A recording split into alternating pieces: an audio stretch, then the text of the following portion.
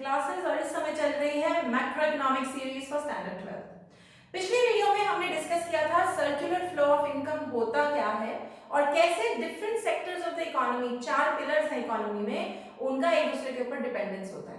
आज इसी डिस्कशन को आगे बढ़ाते हैं एंड लेट्स अंडरस्टैंड कि एग्जैक्टली किस तरीके से दो सेक्टर्स के बीच में डिपेंडेंसी होती है, कैसे इन दोनों सेक्टर्स का आपस में लेना देना है। इस flow of goods and services और money flows between these two sectors को हम इंटरसेक्टोरल फ्लो भी कहते हैं। तो सर्कुलर फ्लो ऑफ इनकम की कहिए या इंटरसेक्टोरल फ्लो कीजिए, कहिए, एक ही बात है, it's one and same thing. अब मैं ये क्यों करवा रही हूँ, क्योंकि कई बार पेपर में क्वेश्चन आता है कि what is the model of circular flow of income. देखो पिछली बार हमने डिस्कस किया कि सर्कुलर फ्लो ऑफ इनकम कैसे होता है, क्या होता है, 3 फेजेस होते हैं, उसकी वजह से सर्कुलर फ्लो ऑफ इनकम होता है। अभी आज हम डिस्कस करेंगे मॉडल ऑफ सर्कुलर फ्लो। दोनों में फर्क है, please look out for the word model in the question. यहां पे हम डिस्कस करेंगे इन डिटेल कि रियल फ्लोज क्या होते हैं, मनी फ्लोज क्या होते हैं और इनका आपस में क्या लेना देना है।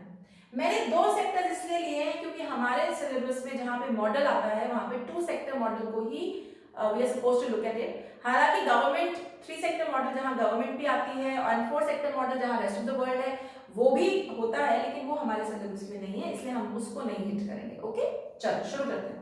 तो हाउस होल्ड है आप और मैं, जनरल पीपल। हाउस होल्ड से प्रोड्यूसर्स को क्या मिलता है? ट्रांजैक्शन नंबर 1 मॉडल में फैक्टर सर्विसेज। फैक्टर सर्विसेज क्या होती हैं? जैसे जगह मिलती है, लैंड, लेबर, हम ही लोग तो काम करते हैं तो लेबर, पैसा। अब तो कहोगे हम लोग पैसा तो नहीं देते डायरेक्टली, नहीं, लेकिन हम लोग बैंक में पैसा जमा करते हैं और बैंक से इन लोगों को पैसा मिलता है, तो yes, capital. And then entrepreneurs. कई बार हम में से कई लोग अपना बिजनेस शुरू करते हैं तो एंटरप्रेन्योर्स भी हाउस होल्ड से ही निकलते हैं। तो 4 फैक्टर सर्विसेज प्रोड्यूसर्स को कौन देता है? House hold. इसके बदले में, इस फैक्टर सर्विस के बदले में प्रोड्यूसर्स क्या देते हैं हाउस होल्ड को? Look at transaction number 2, factor payments. मतलब जो फैक्टर सर्विसेज प्रोड्यूसर ने हाउस होल्ड सेक्टर से ली उसके बदले में प्रोड्यूसर हाउस होल्ड को देता है लैंड के बदले में रेंट, लेबर के बदले में वेजेस, कैपिटल के बदले में इंटरेस्ट और एंटरप्रेन्योर को मिलता है प्रॉफिट, है ना। तो हाउस होल्ड ने प्रोड्यूसर को कुछ दिया सर्विसेज, उसके बदले में प्रोड्यूसर ने इनकम दी हाउस होल्ड्स को डिफरेंट फॉर्म्स में, जो मैंने यहाँ पे बोर्ड पे लिखा है, correct? Okay. Similarly producer households को, transaction number 3, producers household को देते हैं गुड्स एंड सर्विसेज। ऑब्वियसली आप और मैं जितनी भी चीजें यूज करते हैं हम खुद तो नहीं बनाते, तो कोई ना कोई तो बना रहा है, तो प्रोड्यूसर से, थैंक्स टू प्रोड्यूसर्स, हमको गुड्स एंड सर्विसेज मिलती है। लेकिन हम इसके बदले में प्रोड्यूसर्स को क्या देते हैं? Look at this transaction number 4, expenditure on G&S, which means expenditure on goods and services.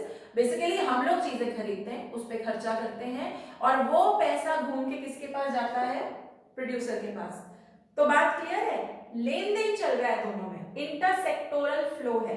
Intersectoral flow is flow of goods and services and money across different sectors of the economy। वैसे तो 4 हैं, चारों में जो होता है उसे हम इंटरसेक्टोरल फ्लो कहते हैं, लेकिन अपने सिलेबस में 2 हैं, तो हमने इस मॉडल के थ्रू समझ लिया कि 2 सेक्टर्स में इंटरसेक्टोरल फ्लोज कैसे हो रहे हैं।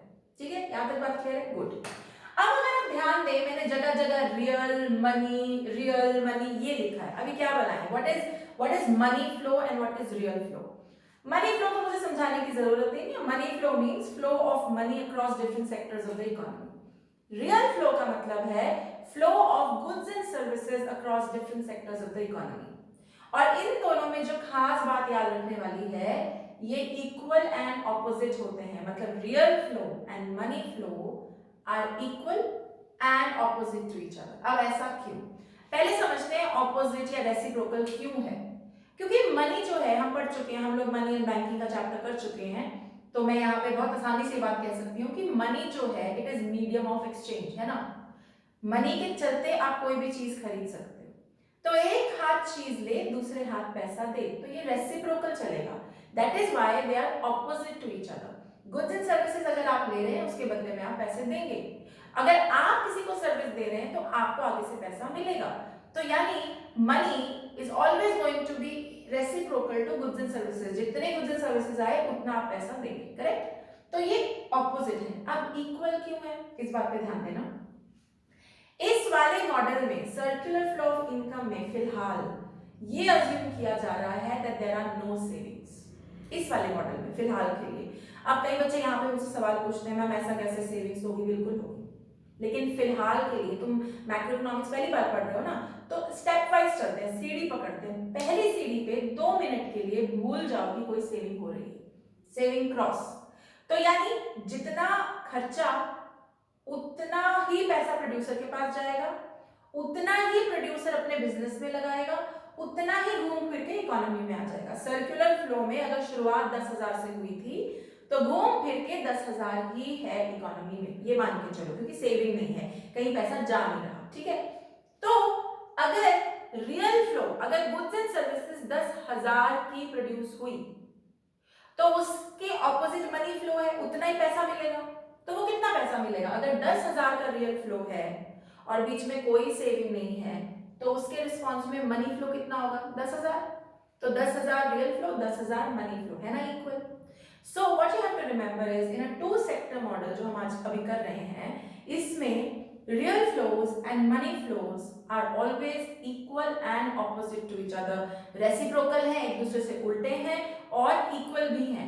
जितना बनेगा उतना ही पैसा खर्च होगा और इसीलिए इकोनॉमी में जब तक सेविंग को आप अज्यूम कर रहे हैं कि नहीं है, ये एक दूसरे से इक्वल रहेंगे, ठीक है। अब यहाँ पे समझने वाली बात ये है कि क्या वाकई इकोनॉमी में ये हमेशा सेम रहते हैं कि ये हमेशा इक्वल रहते हैं? तुम बताओ, सेम हो सकते हैं क्या?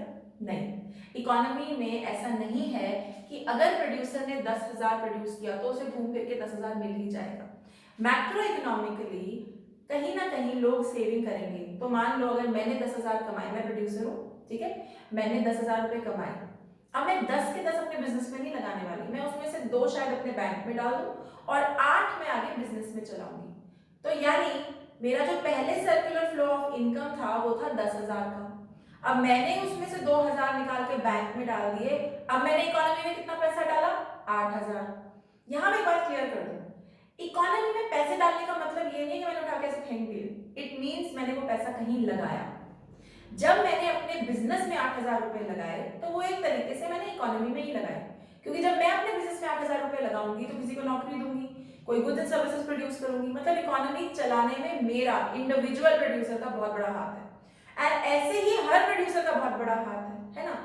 तो मान लो मैंने 10,000 कमाए, 2,000 बैंक में डाले, पहले सर्कुलर फ्लो इंटरसेक्टोरल फ्लो में थे 10,000 रुपए, लेकिन क्योंकि मैंने और मेरे जैसे कई हजारों करोड़ों प्रोड्यूसर्स ने कुछ कुछ पैसा सेव कर लिया, तो मान लो हमारी जो इकोनॉमी में पैसा बचा वो है 8,000, है ना। तो क्या मेरा सर्कुलर फ्लो बढ़ा, इंटरसेक्टोरल फ्लो ऑफ मनी बढ़ा या कम हुआ? कम हुआ, right. This is known as leakage या contraction of circular flow of income. जब there is withdrawal from circular flow of income, जब इंटरसेक्टोरल फ्लो से पैसा निकाला जाता है तो उसे हम कहते हैं leakage of the circular flow of income, ठीक है। लीकेज का एग्जांपल क्या है? सेविंग, मैंने अभी एग्जांपल दिया। इंपोर्ट्स भी लीकेज का एग्जांपल है। जब हम इंपोर्ट करते हैं तो हम पैसा बाहर भेजते हैं, यानी वो पैसा हमारे देश में ना लगकर कहीं बाहर जा रहा है। तो जो देश में सर्कुलर फ्लो में पैसा घूम रहा है वहां वो पैसा नहीं लगने वाला। अब शायद तुम्हें समझ में आएगा कि ये बाय लोकल वाला जो फंडा है वो इतना स्ट्रॉन्ग क्यों है। क्योंकि भाई हम लोग सुबह से शाम तक अपने देश में बहुत कम पैसा सर्कुलर फ्लो में डालते हैं, हम मैक्सिमम पैसा बाहर भेजते हैं। इनकी फैक्ट्रीज यहाँ हो सकती हैं, इनके डिस्ट्रीब्यूशन यहाँ हो सकते हैं, लेकिन मैक्सिमम प्रॉफिट इनका बाहर जाता है। समझ में आ गया? अब मान लो कि मैंने 8,000 लगाए, मुझे घूम के 8,000 मिले, बट मैंने सोचा इस बार मैं 8,000 नहीं लगाता, इस बार ना मैं अपनी सेविंग्स थोड़ा पैसा निकाल लेता हूँ and let me invest 12,000 rupees in the economy now, ठीक है। तो पहले मेरे पास 10 थे, मैंने 2 बचाए थे, 8 लगाए तो लीकेज हो गई। अब मैंने सोचा कि मैं 8 ना लगा के 4 बैंक से निकाल लेती हूँ और मैं 12 लगाऊंगी। तो व्हाट इज हैपेंड? अब मैं ज्यादा पैसे लगा रही हूँ अपने बिजनेस में, यानी मैं इन्वेस्टमेंट कर रही हूँ, करेक्ट। मेरे 4,000 एक्स्ट्रा इन्वेस्टमेंट करने से ज्यादा लोगों को पैसे मिलेंगे, ज्यादा गुड्स एंड सर्विसेज प्रोड्यूस होंगी, तो यानी इकोनॉमी में ज्यादा पैसा आएगा, ठीक है। तो सर अगर मान लो इकोनॉमी में हर प्रोड्यूसर बहुत पैसा लगाए अपने बिजनेस में, हर कोई अपने पैसा बहुत लगा रहा है, इन्वेस्टमेंट कर रहा है, तो क्या इकोनॉमी में जो ये फ्लो ऑफ मनी है, इनकम है एंड गुड्स एंड सर्विसेज है, ये बढ़ेगा? बिल्कुल बढ़ेगा। This situation when circular flow of income expands, जब ये बढ़ जाता है, इसको हम कहते हैं injection into circular flow. Anything that expands the circular flow, कोई भी ऐसी चीज जिससे सर्कुलर फ्लो ऑफ इनकम, पैसा, गुड्स एंड सर्विसेज बढ़ते हैं, उसे हम इंजेक्शन कहते हैं। कोई भी ऐसी चीज जिससे सर्कुलर फ्लो या पैसा, गुड्स एंड सर्विसेज कम होती हैं, उन्हें हम कहते हैं लीकेजेस। ठीक है, कोई भी विड्रॉल उसे हम कहते हैं लीकेज। तो लीकेज का एग्जांपल है सेविंग, इंपोर्ट।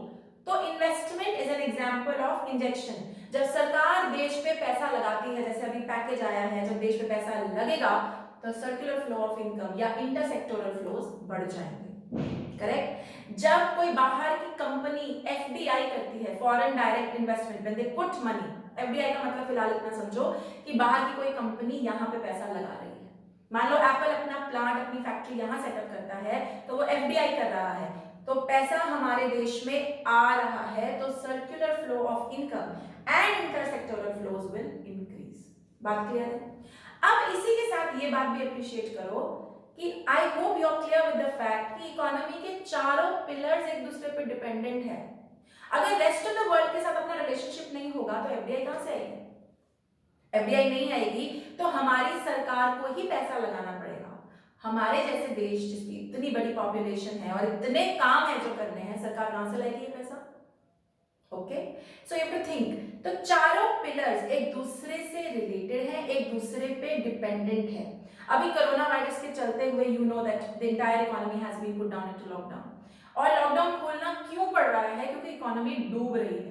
और इकोनॉमी में ना अकेली गवर्नमेंट एक फ्लैग लेके नहीं खड़ी हो सकती, क्योंकि तीन और पिलर्स हैं, हम इकोनॉमिक्स में यही पढ़ते हैं, तीन और पिलर्स हैं, हर किसी का अपना कंट्रीब्यूशन है। अगर एक भी ढीला पड़ता है तो दिक्कत हो जाएगी। जैसे कोरोना में because of this 2 months lockdown, लोगों को काम पे जाना बंद हो गया, लोगों का खर्चा, सो प्रोड्यूसर्स की दिक्कत हो गई, हाउस होल्ड्स ने खर्चा कम कर दिया तो उसकी दिक्कत हो गई, सरकार को टैक्सेस या जो उनको बैंक को पैसा वापस मिलना था उस पे वेवर्स देने पड़े तो उसकी दिक्कत हो गई, and rest of the world के साथ तो तुम्हें पता ये सब कुछ ठप फिलहाल। As a result of that, the economy will go down. It has to go down क्योंकि इकोनॉमी में चारों पिलर्स पे टिकी हुई होती है economy, and it needs some sort of balance. थोड़ा बैलेंस होना जरूरी है। I hope you are clear with the concept of intersectoral flow, और ये हमारे देश के लिए कैसे, हमारे क्या किसी भी इकोनॉमी के लिए कैसे इंपॉर्टेंट है और इसकी वजह से क्या होता है। I hope you are clear with it. अगर आप लोग मुझे यूट्यूब पे देख रहे हैं तो लाइक एंड सब्सक्राइब करना मत भूलिएगा, and in the next video we'll hit upon the next topic of national income unit. Till then, bye bye.